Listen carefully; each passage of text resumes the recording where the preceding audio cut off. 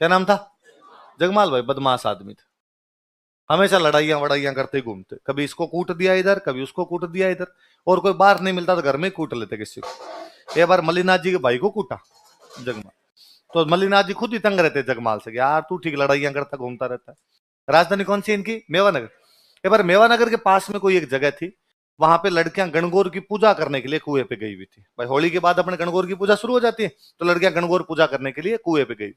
वहां से गुजरात का सेनापति निकल रहा था कोई, और गुजरात का सेनापति उन लड़कियों को उठा के ले गया। शिंदली नाम का एक गांव था, वहां की लड़कियों को महमूद बेग नाम का कोई सुल्तान था, उसका जो सेनापति है वो यहाँ से उठा के उनको ले जाता। जनता की रक्षा करने की जिम्मेदारी किसकी? राजा। अब लड़कियां शाम तक घर नहीं आई, घर नहीं आई तो घर वालों ने पूछता कि भाई किधर गई किधर गई, तो भाई कुएं पे गई थी, और यहाँ से वो जो सेनापति था गुजरात के राजा का वो उठा के ले गया। तो जनता बेचारी भाग के राजा के पास, और राजा को आका, राजा जी हम टैक्स देते हैं, हमारी रक्षा करो, हमारी कन्याओं को उठा के ले गए। तो मल्लाह जी ने कहा यार ये तो कैसे हो सकता है, अपनी बहन बेटियों को उठा के ले जाए। और भाई कौन लेके गया? तो क्या महमूद बेग का सेनापति ले गया।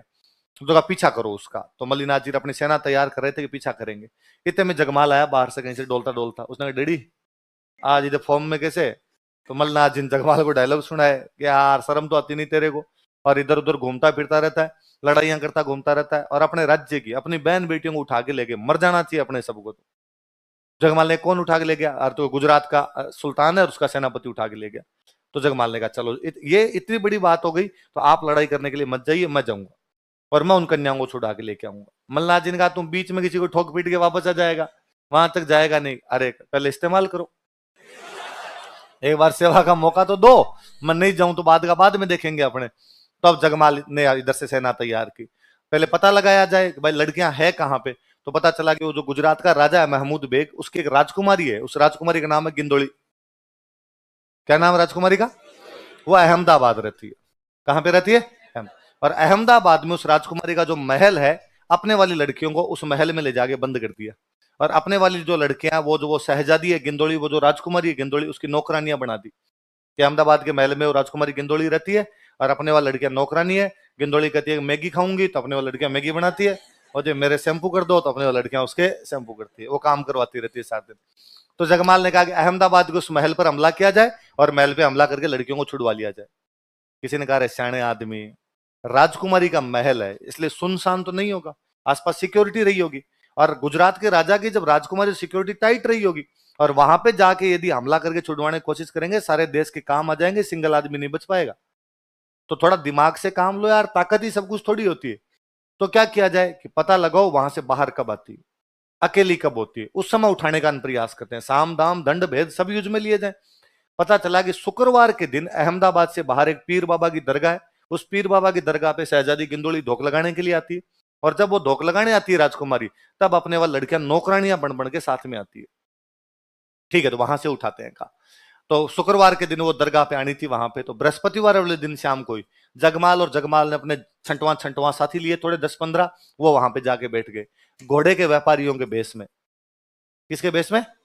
अपने राजस्थान में सबसे अच्छे घोड़े मालानी के माने गए, कि मालानी से अच्छे घोड़े अपने कहीं पर भी नहीं होते। तो मालानी के घोड़े डिमांड थी, मालानी के घोड़ों के व्यापारी इधर उधर घूमते रहते, ये वहां जाके बैठ गए। आता जाता कोई आदमी पूछे कौन हो भाई, यहाँ दरगाह के पास कैसे बैठे हो? भाई साहब व्यापारी हैं, घोड़े बेचने आए थे, खरीदना तो लो। कोई पूछे रेट क्या है, तो 3,000 वाले घोड़े की रेट बताए 50,000। तो अगला बंदा कहे यार इतना महंगा घोड़ा? भाई साहब ओरिजिनल माल है मालानी का, लेना तो लो वरना चल यहाँ से चलते बनो आगे चलो। तो लोगों ने कहा फिर तुम्हारा एक ही घोड़ा नहीं बिकेगा। तो ये मन ही मन सोचे कि बेचना किसको है, हम कौन से घोड़े बेचने आए। और भाई एकदम नियत टाइम पे अगले दिन शुक्रवार आया, शुक्रवार के दिन दोपहर में 11-12 बजे राजकुमारी गिंदोली आई। अब पीर बाबा की दरगाह पे आएगी तो सेना थोड़ी होगी, भगवान के मंदिर में किस बात की सेना है? अपने वाली लड़कियां जो थी नौकरानियां बन के, किसी ने पूजा की थाली ले रखी, कोई ने अगरबत्ती ले रखी, कोई ने चादर ले रखी, किसी ने फूल ले रखी, किसी ने माला ले रखी, सब उसके साथ साथ में। वहां जैसे ही पहुंचे पीर बाबा की दरगाह पे, अपने वाले सैनिक उन लड़कियों को पहचानते थे, गांव वालों को तो पहचानते ही हैं, लड़कियां सैनिकों को पहचानती थी, और उन्होंने कहा आ जाओ सारी। उन्होंने सामान तो रकान फटाफट आके घोड़ों पे बैठ गई, वहां से निकल पड़े। जगमाल गिंदोली को बिठा लेता है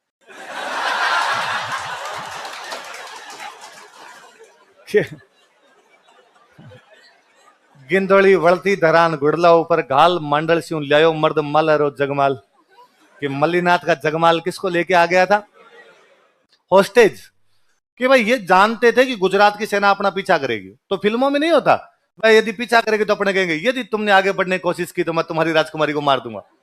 वह अपने गांव पहुंचने अपने 15 आदमी है, पीछे सेना आ गई तो अपने को मारेंगे, तो अपने कहेंगे भाई देख लो हमारे हाथ लगा गिंदोली मरेगी। तो इस चक्कर में अपने आएंगे नहीं। पर ये हाथ आए नहीं, ये मेवानगर पहुंच गए।